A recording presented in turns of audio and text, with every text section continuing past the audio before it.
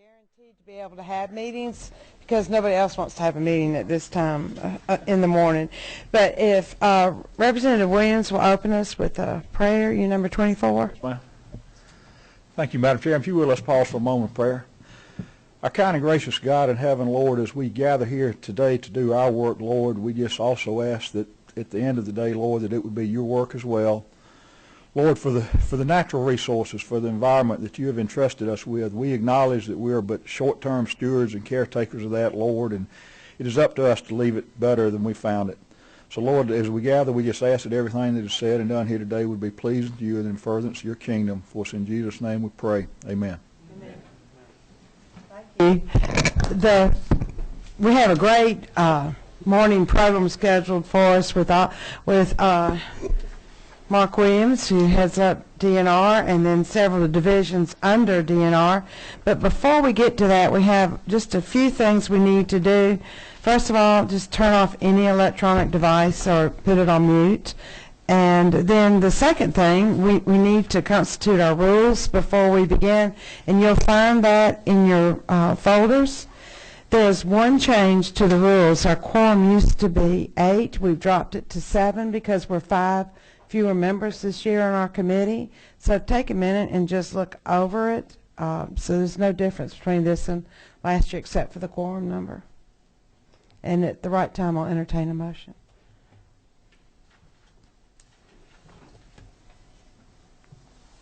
Madam Chair, seeing as how these are exactly the same as last year, I'll make a motion we accept these. Thank you. Is there a second? Second. All right. Any discussion? All those in favor, please signify by saying aye. Aye. Any opposed? All right, thank you. And to the members in our audience and the people watching this, we are webcast, and this is archived if you want to go back and look at it later.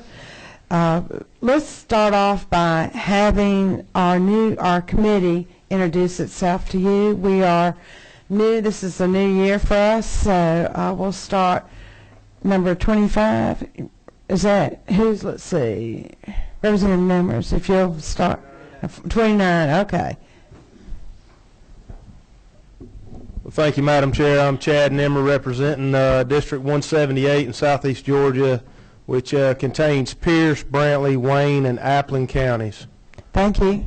I'll just go down, say your name and introduce yourself. Okay. All right. I'm coming on around this way. Mm-hmm. All right. You pointed at him. Oh, sorry. Well, he pointed at me. So okay. Anyway, that's a deflective point. I'm Randy Nix. I represent House District 69, which is troop herd in Carroll counties. Thank you.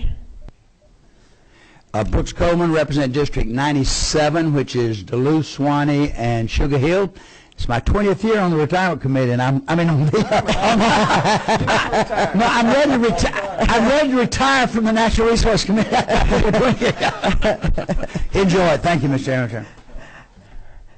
Okay. Thank you, Mr. Chairman. I'm Dan Gassaway. I represent House District 28, which is Banks, Stevens, and Habersham County. Thank you. Okay. Thank you, Madam Chair. Lynn Riley, represent House District 50, the City of Johns Creek in North Fulton County. Thank you. Thank you, Madam Chair. Chuck Williams, District 119, Athens, Clark, and Oconee. Okay. And thank you, Madam Chair. Bubba Epps, House District 144, which is all of Twiggs, Wilson, and Bleckley counties, and then parts of Jones, Bibb, Houston, and Lawrence. Okay. Thank you, Madam Chair. Buddy Harden, District 148, Crisp, Wilcox, Pulaski, and part of Houston counties. And he is also Vice Chair of our committee. Thank you. And I'm Representative Lynn Smith. I represent House District 70, which is Noonan, Coweta County, and Carroll County. Thank you. Parts of. Thank you, Madam Chair. Jan Tankersley. I represent House District 160, which is a major portion of Bullock County and North Bryan County. Thank you. Thank you, Madam Chair. I'm Kevin Tanner, District 9. I represent Northwest Forsyth County, Dawson County, and Lumpkin counties. Thanks. And thanks for pushing your butt. That made me find you quicker. Thank you. Thank you, Madam Chair. Brian Thomas, House District 100, which is in Gwinnett County near Lilburn. Thank you. Representative Geisinger. I'm Representative Harry Geisinger. I represent Roswell. and he's also secretary of our committee. And Representative Buckner, we'll give her just a second to check in, and we're just introducing ourselves. I'm Debbie Buckner. I represent all of Talbot County, part of Muskogee County, Harris County, and Meriwether County. Thank you. And before we get started, we have a great staff again for this committee, and Michelle Sloan, if you'll just wave, is our administrative assistant, and she's the one in Suite 228 at the Capitol.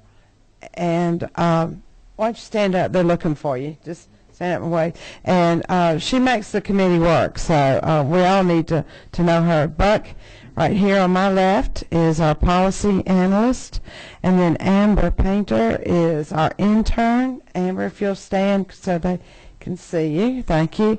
And she's a student at the University of Georgia. And then Jeremy Ari, if Jeremy will stand, is our legislative counsel.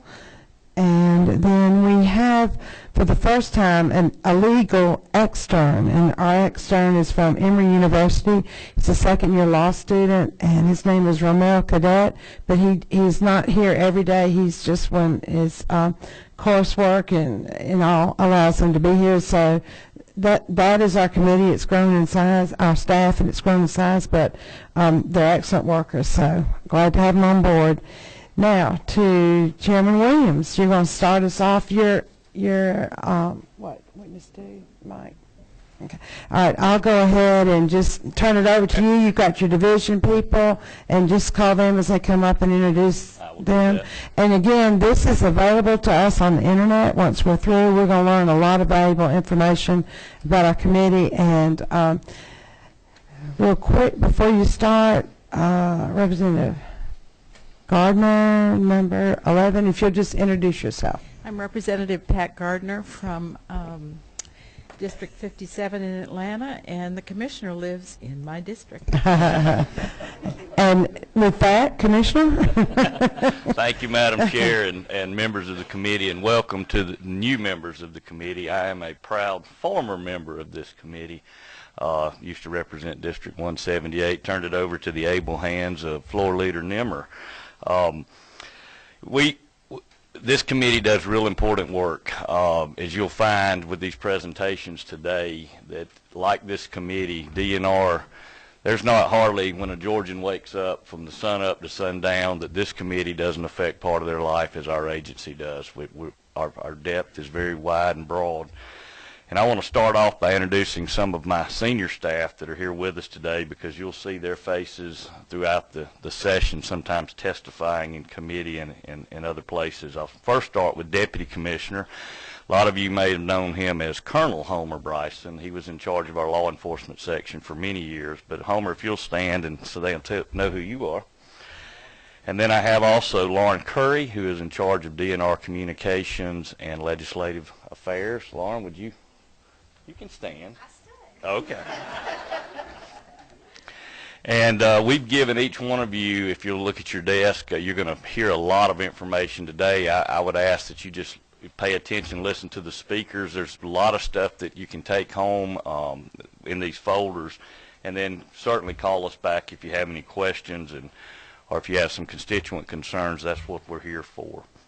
And as Chairman Smith said, I'm going to have each one of the directors come up from our 4 divisions to tell you a little bit about what we do and where they're located also. I'll go ahead and introduce them. I have Dan Forrester from Wildlife Resources. I have Becky Kelly from Parks and Historic Sites. And I don't know what's going on with the bow ties, Chairman Smith. It's not a commissioner directive, but we have Dave Crass from Historic Preservation, and Spud Woodward from Coastal Resources down on the coast. And we'll begin, Dan, if you want to come up, from Wildlife Resources, and they're located down in Social Circle.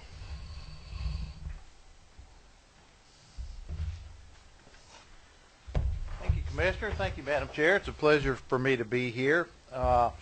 In the next few minutes, I just want to give you kind of a 30,000-foot level of the Wildlife Resources Division and kind of what we do.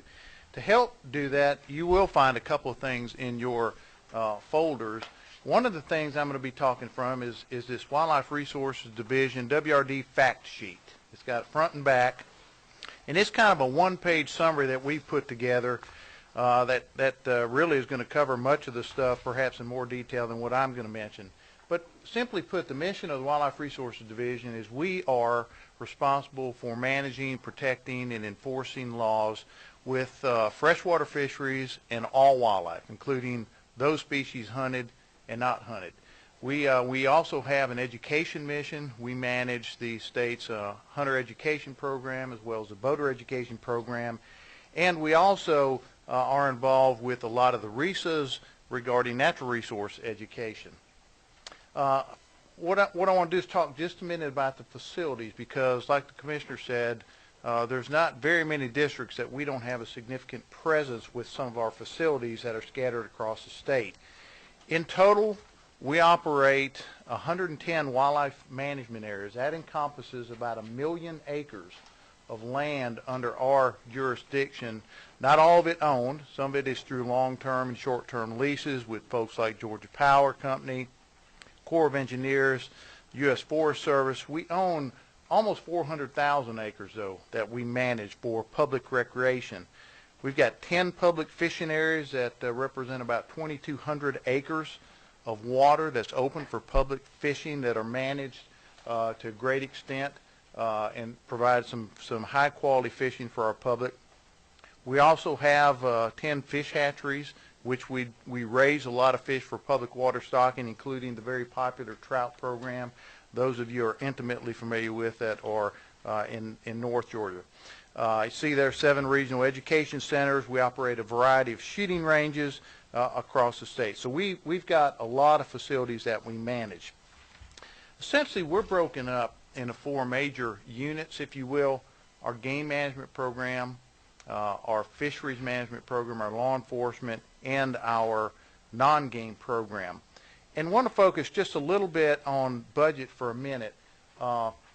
What many of you may not know is that we are very significantly funded by what I would say is the most beneficial user pay program in the world regarding conservation. You will see from the revenue sources there that we generate, or we spent in FY12 about $60 million total, just over that. 90% of that is driven by users and some sort of fee structure. Our wildlife management program and our fisheries management program benefit primarily from 2 things: the hunting and fishing licenses, which goes to the general fund and comes back to us. But more importantly, at the federal level, there's an excise tax that has been in place on arms and hunting equipment for 75 years. So if you're Mossberg Company, you pay a manufacturer's tax to the IRS. And that program came to be because industry, conservation folks, and hunters came together back then. That money is collected at the federal level and comes back to us. And it's given to the states that do have hunting programs. So it's federal money, and while federal appropriations are going down, our federal money is mostly in a trust fund that is a user pay system. And so our trust funds are doing fairly well because they're tied to gun sales. We all know what gun sales have done, as well as fishing equipment and so forth. So very proud of the system that we have, and that money by statute has to go back to benefit hunters and anglers. So you see roughly only 10% of what we spend in a given year is general tax revenue that comes through appropriations. That's above what we generate in hunting and fishing licenses. So we have very few general tax dollars that support what we do. And you can see kind of how we spend that money there. A significant portion of that is with our law enforcement unit, and then a lot of that in the game management program, which goes to our land management activities. Last thing I want to cover very briefly is just the economics of what we do, because it is significant. While we may get 10% in general revenues, which is about $6 million, hunters and anglers alone spend out of their pocket $5 million every day in this state. So in the period of about 30 hours, they will have spent what we get above and beyond in general tax revenues to support all these programs. And while we're proud of what hunters and anglers do, the lands that they manage and lands that have been secured with those dollars go to support the general public. You can go to Pigeon Mountain and enjoy some of the horse trails or spelunking in the caves. You can go hiking, camping on many of the areas that we have that is largely funded by those. So there is a significant benefit. In terms of numbers, we have about a little over 800,000 resident anglers. They put $109 million in state and local tax revenues into the coffers every year. Have almost 400,000 hunters, and they put about $106 million in state and local taxes. And wildlife watching, too, is something big. Folks that just feed birds in their backyards. We had a snowy owl show up on Sea Island this year, which is a rare sighting for Georgia. It hit the wires, and folks made lots of trips down to go see this rare bird and check that off on their list. So it is a very big part of what folks do, but the economics is important. We had a little fishing tournament on Lake Lanier this summer, the FLW tournament. It is the granddaddy of bass tournaments in the U.S., and that single event was a $27 million economic impact event. There were 10,000 people at the final weigh-in at this one bass tournament, televised all over. So just want to make sure you all understand what we do is certainly recreational, but from the environmental values, it touches everybody. It's important, but it is the health of our systems is certainly a significant economic driver for this state as well. With that, Madam Chair, I'd conclude my remarks and be happy to answer any questions if there are time. Thank you. I think what we'll do is go all the way through. Some of us are on rules, and we'll need to leave at about 5 till 9 to be able to make rules on time. Then we'll open it up for questions. But while you're getting your next person up here, I saw Representative, if you'll introduce yourself, and both our representatives who just came in, your number is 9 if you'll push your button. Yeah.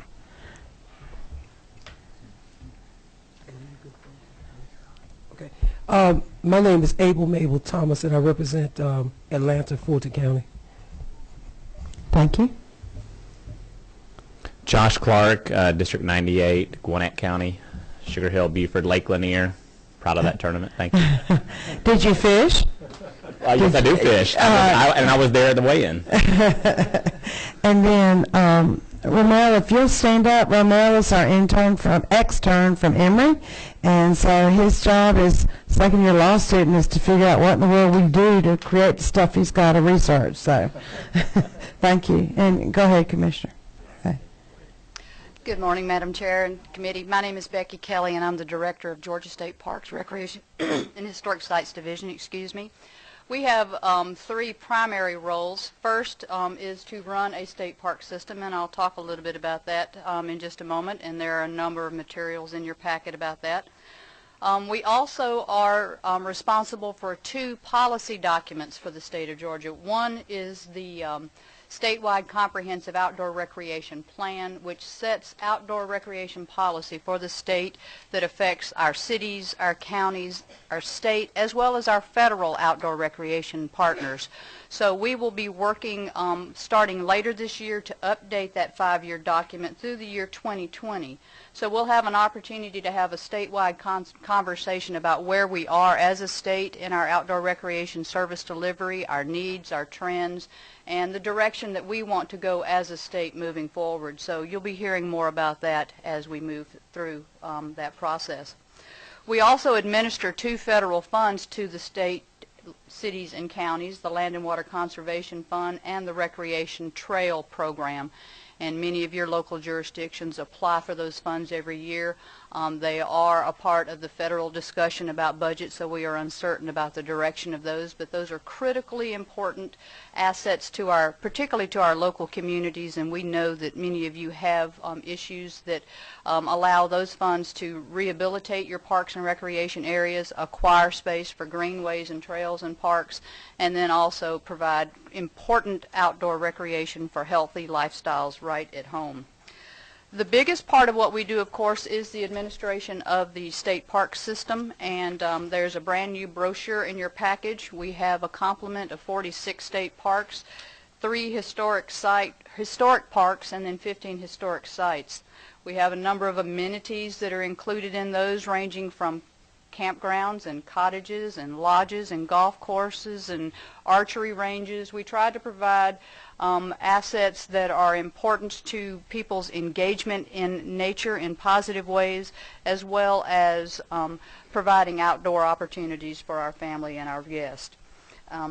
Our mission is to protect Georgia's natural and cultural resources and provide opportunities for public education and enjoyment.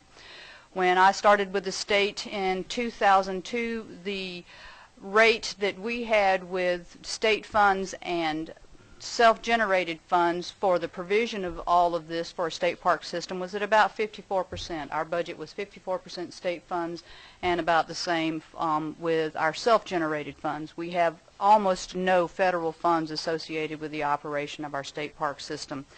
Last year, that percentage of self-generated funds was in the 80 percentile range. So we have been very, very aggressive in the last few years to transition or to sustain our mission to protect and to provide outdoor recreation, but at the same time find a way to do it in a more sustainable way. And since the last year, our team has been working very diligently on the home front to look at each one of our parks and historic sites, to track the costs that are associated with those operations, to really do assessments of our facilities, our critically important cultural resources that we are stewards of, our critically important natural resources that we are stewards of. The maintenance and the care and the protection and conservation of those things require our attention as we move forward looking at the direction of our state park system.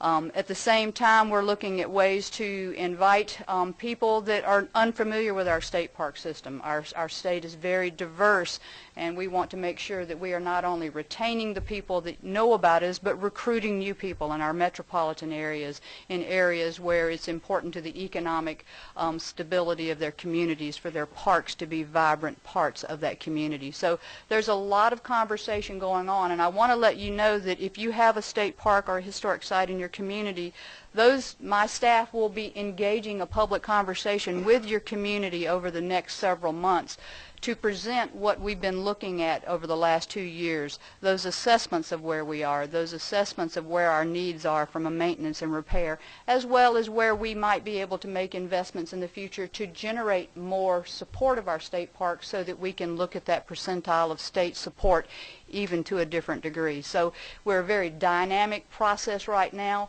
We will be having public engagements over the next few months. We will be inviting you to be a part of that conversation, and we would definitely look forward to your leadership and engagement in setting the new course for our state park system as well as for outdoor recreation in the state. There's a lot more that I could share, but I'll stop there and invite questions at the conclusion of the presentations. Thank you. Thank you very much. I will plug for you that it's very beneficial to be a member of the Friends of the State Park, because that helps them as well. My family's done that for years. Thank you. Okay.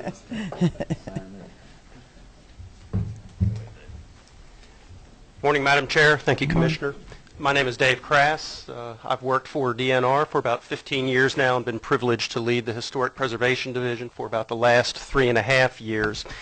In order to understand our division, it's important to understand the federal law that created our office. It's called the National Historic Preservation Act, and it was passed in 1966 at the behest of the U.S. Conference of Mayors and taxpayers across the country, because federal agencies were coming into their states doing projects of various kinds and destroying historic neighborhoods and critical archaeological sites with no input from the citizens. So in a very broad sense, our office's role is to serve as a watchdog over federal agencies that are conducting projects here in the state, and I'll talk about that in a little bit more detail in just a moment.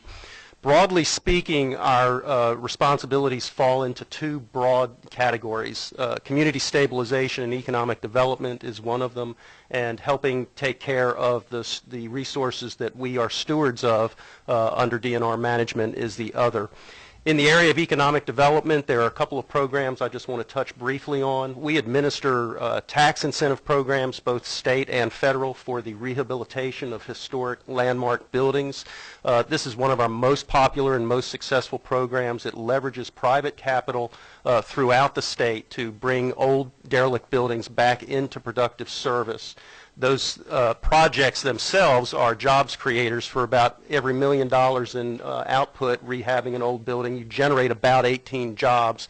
You can compare that to, for instance, 4 jobs in computer manufacture. And the reason for that disparity is pretty obvious. Rehabbing an old building is very skill intensive and very labor intensive, so it's a good way to put people to work.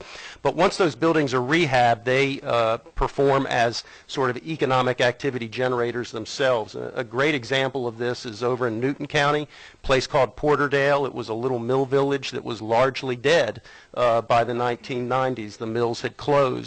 And an investor worked with us, came in, rehabbed the mills, and if you go visit Porterdale today, you will see a beehive of economic activity. Talk to any of the shop owners, as I have done, and they will all say the same thing. It's because we rehabbed the mill, we got people living back downtown again, and our community has revived as a result of that. Right now, the biggest tax project probably in the country, certainly that our office has ever handled, is just starting up over on Ponce de Leon. You may know the old Sears building. Some people know it as City Hall East. Our office worked very hard with the mayor as well as the National Park Service and the investor group that's going to be rehabbing that huge building.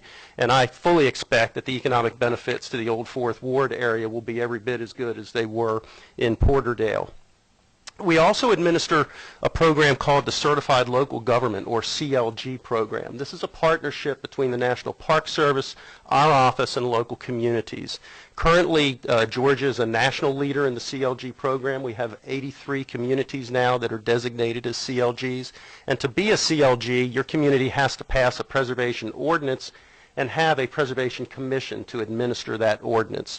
That does a couple of things for the community. One is it gives them access to a very limited pot of federal grant money and federal expertise. But the more important thing is it gives communities control over the economic destiny of their downtowns. And if you want to go visit a CLG, just drive through Madison any Saturday. They have been a CLG for a long time. Thomasville, down in the southern part of the state, is a CLG. So as I said, this is one of our most popular program with our constituents. The last thing I'll touch on in the area of economic development is probably our least known but perhaps most important program. It's our environmental review program. I mentioned earlier that the National Historic Preservation Act established our office, as it established similar offices in every state of the Union, and one of our jobs is to serve as a watchdog over federal agencies. So we review between 2,000 and 3,000 federal activities in our state's borders every year. These range in size from DOT road projects all the way up to the Savannah Harbor deepening, a project I've been engaged with for about the last 10 years or so at DNR. I'm very proud of the fact that our office maintains extremely high professional standards when we review these projects, but I'm also very proud of the fact that we get them in and out as quickly as we possibly can, because every one of these federal projects means dollars flowing through the Georgia economy. We're very, very sensitive to that. The second broad area of responsibility we have that I'll just briefly touch on is serving as sort of the in-house expertise for the agency with regard to cultural resources stewardship. We work very, very closely with the Parks and Historic Sites Division as well as Dan's Division, Wildlife Resources, because anytime you manage property, you're also managing in some cases very, very important archaeological sites that are the property of the taxpayers of Georgia, as well as historic buildings like our historic sites. So we work very hard to support those functions in our land managing divisions. Thanks. Thank you. And we'll do questions at the end. And while Spud is coming up, I want to remind our committee of a couple of things. We always post our information out on our bulletin board outside our office, 228 of the Capitol. If you have any questions or need any information, the staff is available to you for that. So please always check the bulletin board before, if you have any questions or anything. Thank you. Thank you, Madam Chair, and good morning, everyone. I'm Spud Woodward. I'm the Director of the Coastal Resource Division, and I have been with the department for a little over 28 years and have been the Director of Coastal Resources for 3. Very privileged to live in a beautiful and very important part of the state of Georgia. You know, folks look at a map of the state of Georgia, and while the coast is certainly not the dominant area of a state like ours, it is a very important part of the state. And so our division has a very important mission, and you've got a brochure in your folders that presents some of the facts about our coast and how important it is. But one thing that I like to always remind everybody of is while we only have about 100 linear miles of coast, we have around 500,000 acres of salt marsh and estuary, which is approximately a third of what's left intact on the eastern seaboard. So what Georgia's coast provides for the state, it also provides to the nation. And we've had shad that grew up in the Altamaha River get caught as far away as Canada. So you know, we share our resources with the nation, and so it's important that we manage them wisely. And we do that through 3 focus areas. One is administration of some very important laws, the Coastal Marshland Protection Act and the Shore Protection Act, which were very visionary in their time and set a high standard for protecting some irreplaceable resources, these marshes and these sand sharing systems that not only support a variety of ecological services, but are also extremely important to our $2 billion coastal tourist economy. People come to coastal Georgia because of its unique attributes, its oftentimes uncrowded conditions. And so we administer those laws to regulate activities that would impact those marshes, those waterways, and those beaches.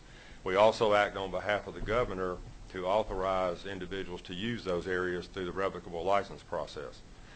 We also participate in the National Coastal Management Program.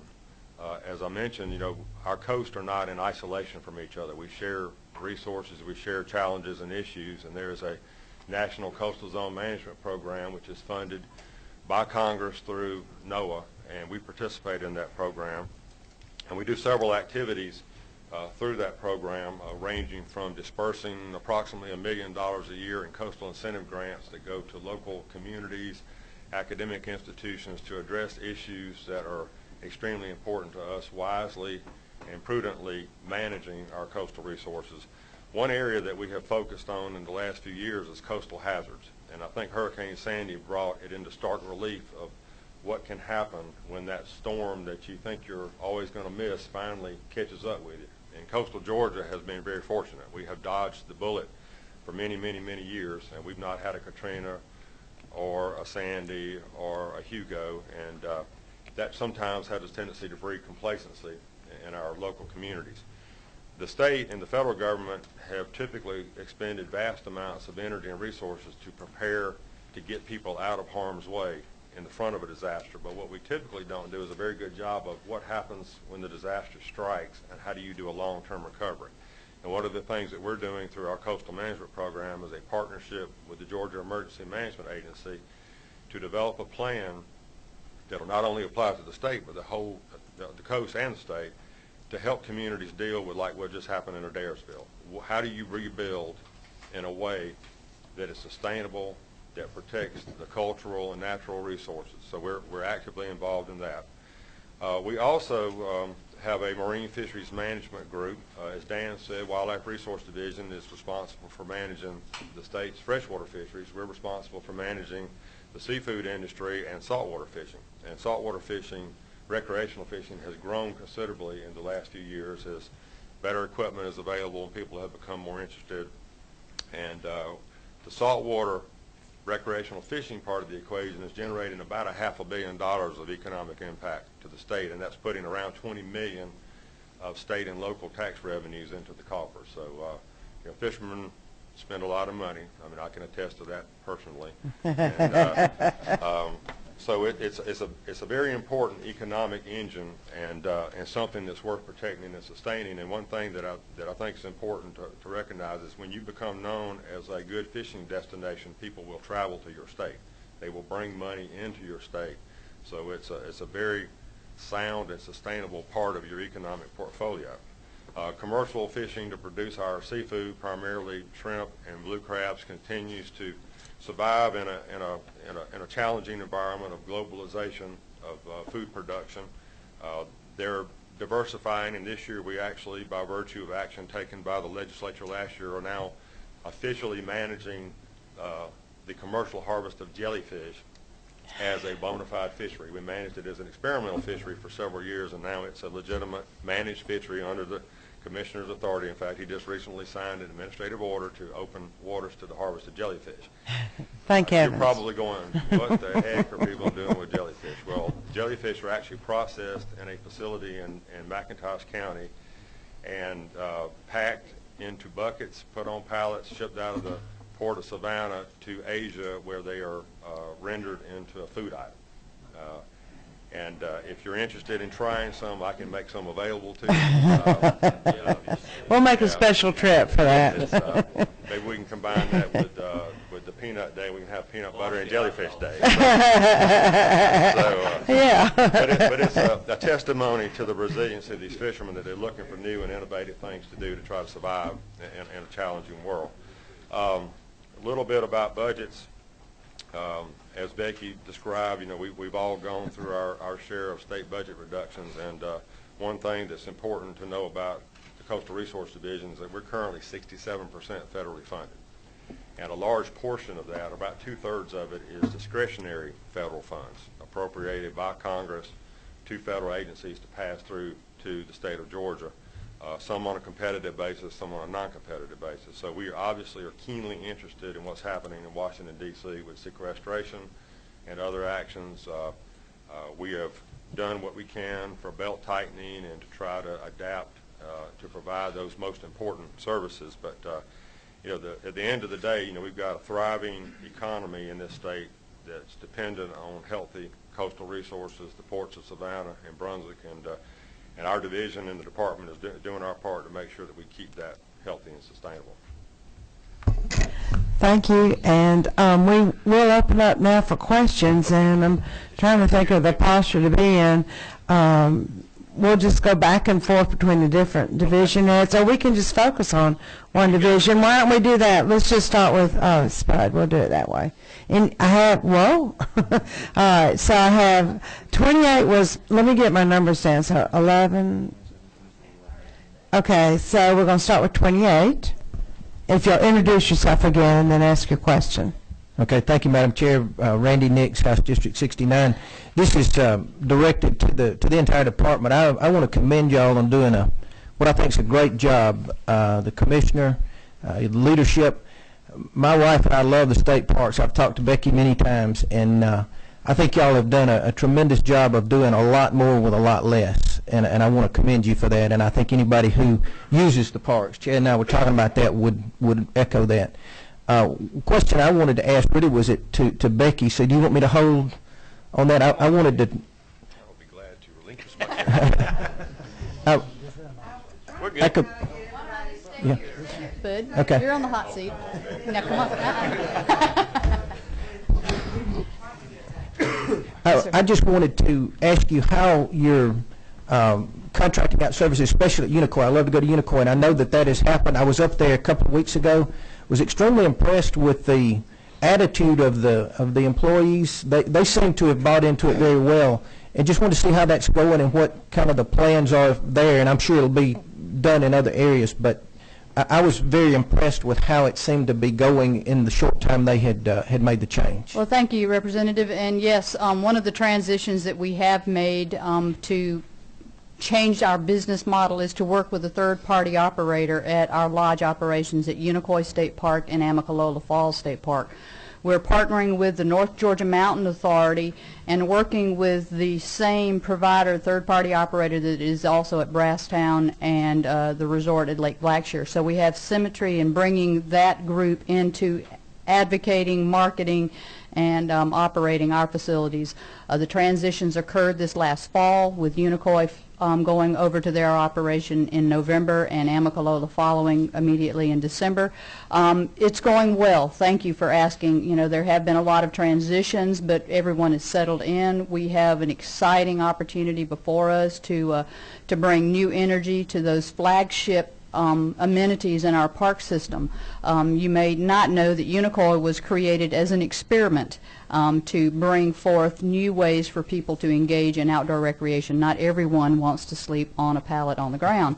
So, you know, being able to provide them a great experience, a great way to interpret their natural resources is good. And we are moving with this model. We're watching it. We see the opportunities to grow the conversation and explore even better ways to operate in the future. So thank you, sir, for asking.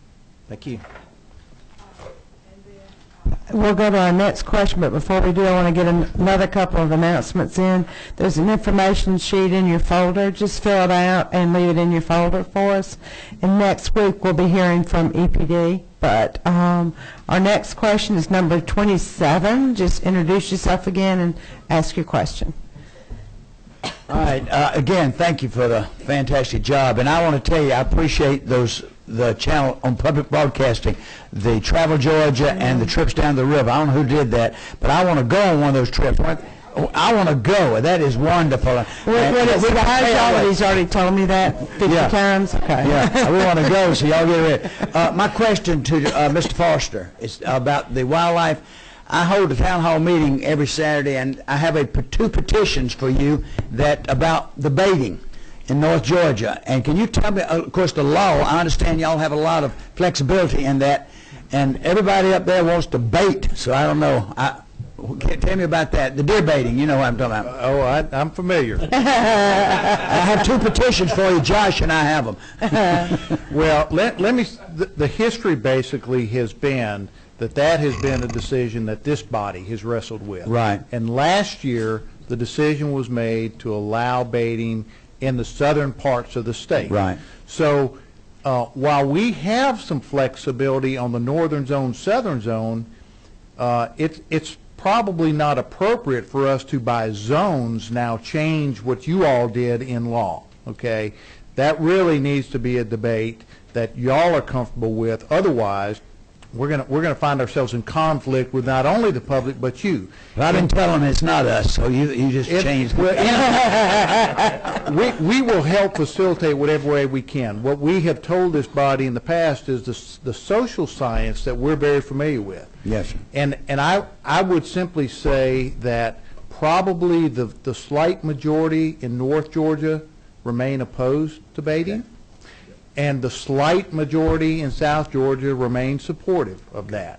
So it is a difficult place to go. So thank you. So it's a legislative decision. Thank you. Yes, sir. Thank you. That was a very smooth passing the law. Okay. Number 18. Just stay up there. You got one more question. Okay. Yeah. Mr. Forrester, this question is for you. It seems that we're seeing an increasing population of coyotes, and my question is, how's that being managed, and is it having a direct impact on our deer population? Well, the coyotes have basically saturated all parts of the state, and they have now for probably 10 or 15 years. But people are becoming more aware of this saturation because they're living in urban areas, and coyotes can live in urban areas. The reality is that while we have them everywhere, we don't have anything but anecdotal information to suggest that there's a real human problem. We do know they eat a lot of feral cats, and that's an issue. But as far as safety, people are concerned about children and themselves, and that's simply not founded in any kind of fact. So while coyotes are there, they're kind of behind the scenes, not really causing a problem per se outside of perception. Now, we do allow maximum flexibility for folks within the law to deal with them on their own accord. You can hunt, trap, shoot a coyote 365 days a year. So if there's a homeowner or individuals, they have that flexibility to enlist somebody to help them trap and remove coyotes if that's what they want to do. The question with respect to deer is a good one. We do know that they are The science is showing that they do have some limited impact on reproduction in certain locations. We're actively engaged with the University of Georgia right now on an extensive coyote study to better define that. So if you are in a deer population level where you're right at where you should be and you've got an abundance of coyotes there, you may actually have half as much reproduction in that deer herd than you might otherwise. So there is some impact. It's not as significant. It's not the root of all evil or the cause of all the problems, but it is certainly there and does have an impact there. Thank you. There's one more question for you that actually I need to ask you, and that has to do with the different zones for hunting. Why is there one period of time earlier than another for, say, hunting deer, quail, whatever? Zone lines tend to be the Achilles heel because they are difficult to defend when you're on the zone line. There's lots of reasons why there's differences in North Georgia, in the mountains versus the coast, but when you start getting in the middle, it's a little bit more challenging. Really where that falls is the history in that we have lots more deer hunters in the northern zone than we do in the southern zone. And biologically, while the deer herd could absorb the additional pressure for extending that and doing away with the zone line, the real impact is with small game community. Small game hunters cherish the opportunity to hunt with their beagles and their squirrel dogs after deer season comes out. They don't have the resources really to lease lands like deer hunters. So most deer clubs will say, sure, you can run your beagles, but wait till after deer season. So the impact is really the impact on this small game community. And what I would tell you is when we did increase the deer season in the northern zone throughout the month of December, which was about 15 years ago, we actually saw no additional days per hunter hunted. Basically, it just spread out their hunting activity over a longer period of time. So the interest is, well, we're losing economic impact, but our history would suggest that we're probably not going to get any more deer hunting. Somebody might elect to go January 12th instead of January 1st, but not going to kill more deer, probably not going to have any big economic impact, yet the trade-off is with a minority group of hunters that's very, very passionate about that. Interestingly, this body on the Game Fish and House Committee had a hearing on this issue 2 years ago, and even the Quality Deer Management Association, which is the nation's premier whitetail deer conservation group, spoke in opposition to expanding deer season in the northern zone because of that limited value you're going to get and weighing that against the offsets to that other hunting community. And I'm sure that's legislative area as opposed to rules and regs. And we're there to help in any way we can. Thank you. Let's see, our next question is 24. Again, introduce yourself and ask your question. Thank you, Madam Chair. Chuck Williams. Commissioner Williams, no relation between the Williams guys. I want to just thank you and your directors and all of your staff. I know we've got some great agencies and great people in the state of Georgia, and I don't think that there's any organization in state government that is any more dedicated and works any harder than your folks do. So thank you for your efforts. Talking about regulations versus legislation and whatnot, I would just like to personally, as you guys give us input for things that fall under our purview as well as when you set regulations, I would just like to implore you, and I know it can be a challenge, but I would like to implore you to continue to put forth advice and regulations that are based on science and biology. Yeah, we'll muck it up probably pretty frequently with politics, but I would ask you as the professionals to base your recommendations on good science and biology. Director Forster, I've got a particular question. You talked about user pay, both the federal excise tax dollars and hunting and fishing licenses. Can you talk about really what the trends are as far as us recruiting new folks into hunting and fishing? So do we continue to have people buying licenses in the pipeline and understanding and supporting sort of what you and Spud are doing on the hunting and fishing side? Well, the most recent information is a national survey that was done in 2011. And nationally, hunting participation rose 9% from 2006. Fishing nationally rose 11% during that same time period. Expenditures rose about 30%. So participation is on an upward trend nationally, to where we were on a downward trend from a peak in the late 80s, but we seem to have turned the corner and we're doing better. I will tell you that issue nationally is on the forefront at every meeting and conversation we have, trying to break down barriers for hunting. We are very fortunate here in the South in that we're fairly liberal. We have broken down many of the barriers. There's not an age barrier. We've made exceptions for hunter education to go and participate, but that's not true across the nation. And what has happened is nationally lots of groups are getting changes there. So we're seeing a lot of that increase elsewhere. In our state, the greatest predictor of hunting participation is an inverse relationship to single-family home starts. What that means is when the economy is ticking and we're building homes and then builders are building, the roofers are roofing, the framers are framing, the plumbers are plumbing. When they're not doing that, they have more time to hunt. And it's a cheap thing to do. You can get a hunting license for $9, and so folks go. So some of that may be driven by the economy, but I think we're going to continue to keep an eye on the ball and hopefully encourage increased participation. And I didn't mention the legislation that we've got going, but one of the things you touched on and you're very familiar with is part of our federal money comes to us based on the number of paid hunting licenses and paid fishing licenses. So when we as a state say this group gets a free license, we're not only losing state revenue, we're losing the federal revenue.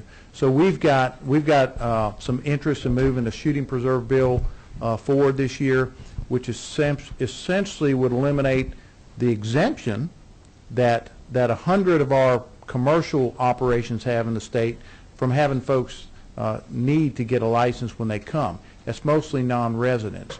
And so by doing that, we think we can significantly increase our federal funding from that apportionment, and would love to talk with any of you as you see that that bill move forward, but would appreciate your support, and thanks for the question. Thank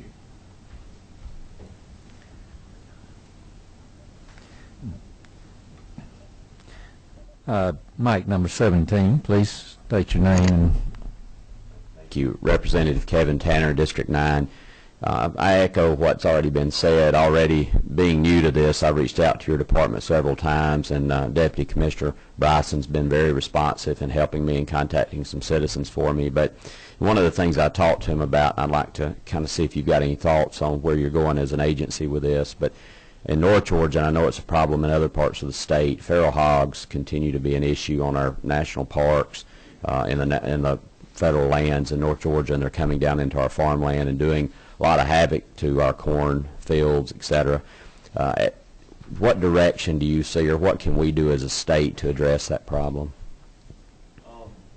Well, I think it was the last session or 2 sessions ago, this body passed some legislation to prohibit the transfer of them, and that hasn't been in place maybe quite long enough to see some good results from that. But I guess, as Dan said, with coyotes, we have, I guess, I don't think we could be any more liberal with our methods and seasons and bag limits on feral pigs. I mean, they are a problem, especially where they're at. We don't have them everywhere in the state, but where they are, especially including where I live, they're a problem. So I don't want to repeat the same thing I said to Mike Chokus in the joint budget hearing, but we ask people to kill them when they can. And because it's Dan, you have anything to add? Yeah, I would say there is no season, no limit. We can authorize take at night with unique equipment. So the thing we don't have now is any kind of coordinated public resource to assist with that. That'd be the only obvious place to go. But as the Commissioner said, I wish we had gotten in front of this and stopped the movement, because people are moving them principally because they want to hunt them, and so enforcing that strictly from ag will keep the problem from growing. The one thing I would say is there's a lot of research going on trying to figure out how to totally eradicate a population. And if we can do that, then we might could start working on focal problems. But to date, that has not been perfected. And that's kind of where I was going, because it seems like the hogs repopulate so quickly that hunting them will probably never completely solve the issue. So you answered the question I think that I was looking for. There is some science behind attempting to eradicate the population. So, okay, thank you. Number 29.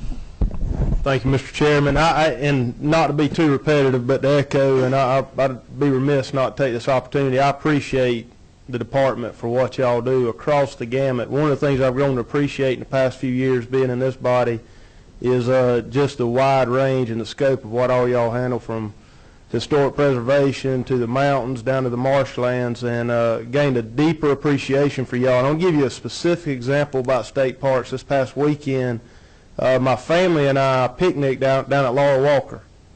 And through the eyes of a child, I've learned sometimes I don't like the truth, but you can always get the truth. And my 6-year-old made a comment.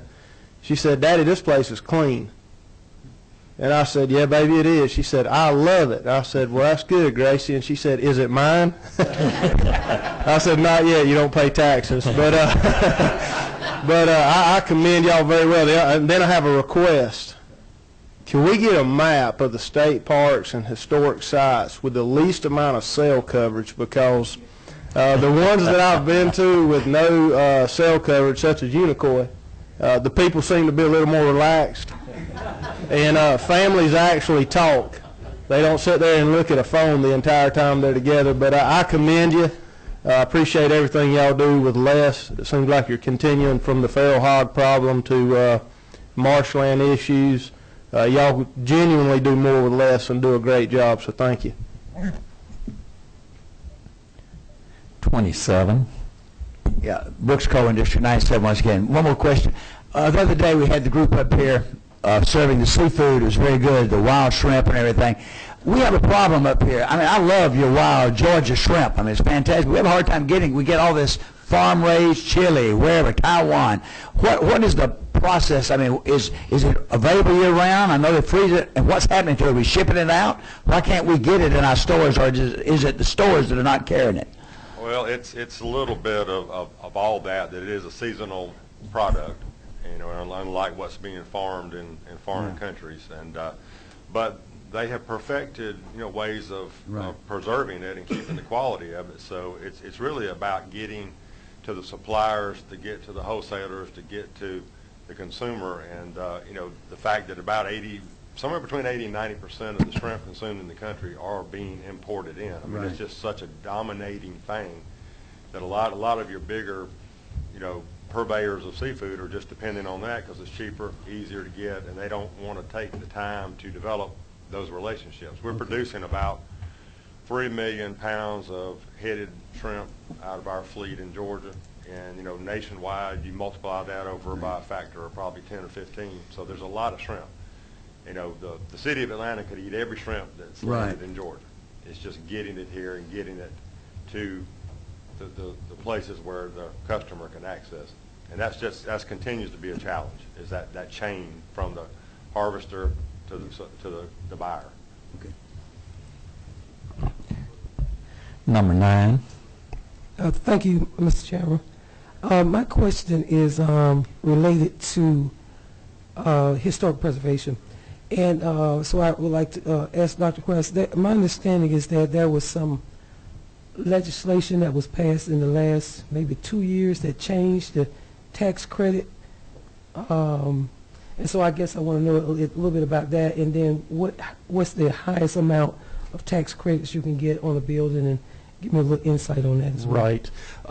For the state actually, we administer 2 tax incentive programs. One is a property tax abatement in which your property value is held at the pre-rehabilitation level for, I believe it's 8 years, and then it rises incrementally thereafter to whatever the current appraised market value is. The other is our tax credit program, And currently we have a cap of $300,000 of what are called certifiable expenses. So, and certifiable expenses essentially relate to the functionality of the changes that were made as part of the rehabilitation.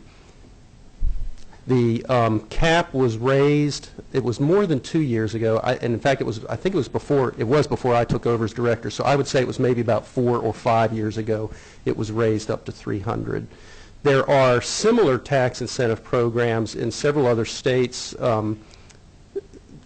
in which there is no cap. Missouri, Virginia, and Louisiana all have similar laws to, or similar programs to ours.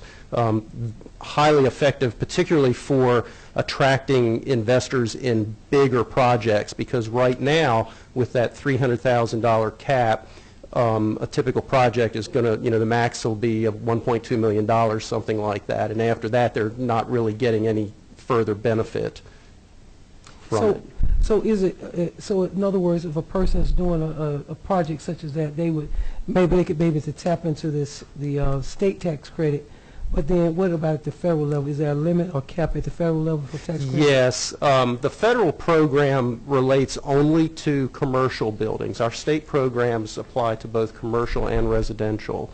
The federal is just commercial, and I'm blanking on the cap. There is a cap, and I can't remember what that is, but I can certainly get that information for you. Typically, Georgia ranks in the top 10 to 15 states nationally. The National Park Service tracks these numbers, and we rank in the top 10 to 15 states nationally in terms of the number of projects.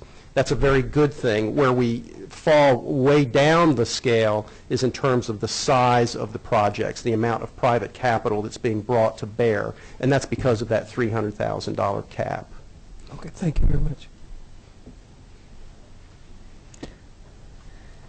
And mic number 1, Representative Fullerton. Thank you. Carol Fullerton, District 153 from Albany. It's so nice to have you all here this morning. And I wanted to ask Mr. Forster if it was perhaps indicated by your remarks that we need to all go out and buy fishing and hunting licenses so you can have some more money to match. Yes, ma'am. That would be very much appreciated. Just to give you the context of the money we're talking about, you can buy a short-term 3-day hunting and fishing license in Georgia for $3.50. Yet that would generate for us at least an additional $7 of federal excise tax on the fishing side, and a greater amount, maybe twice as much as that, on the hunting side. So we would get $21 potentially in federal assistance through the trust fund, not an appropriation, for each one of those $3.50 licenses that we generate. So you're exactly right. And that's why it's difficult when we offer free licenses, because it's not so much the state revenue where sportsmen and we collectively get dinged. It's in that long term. If you would be so kind as to purchase a lifetime license, then we would generate those funds until that individual's age reaches 77. So we would get that federal apportionment every year from the date of purchase throughout the life table. So that's where we market, where we try and get folks. You can buy one for your grandson, granddaughter for $200 before they turn 2. And that will give back in conservation value to the state multifold times. So that's where we try and ask folks to help that want to. But great question. Thank you. All right, that completes our questions, I believe.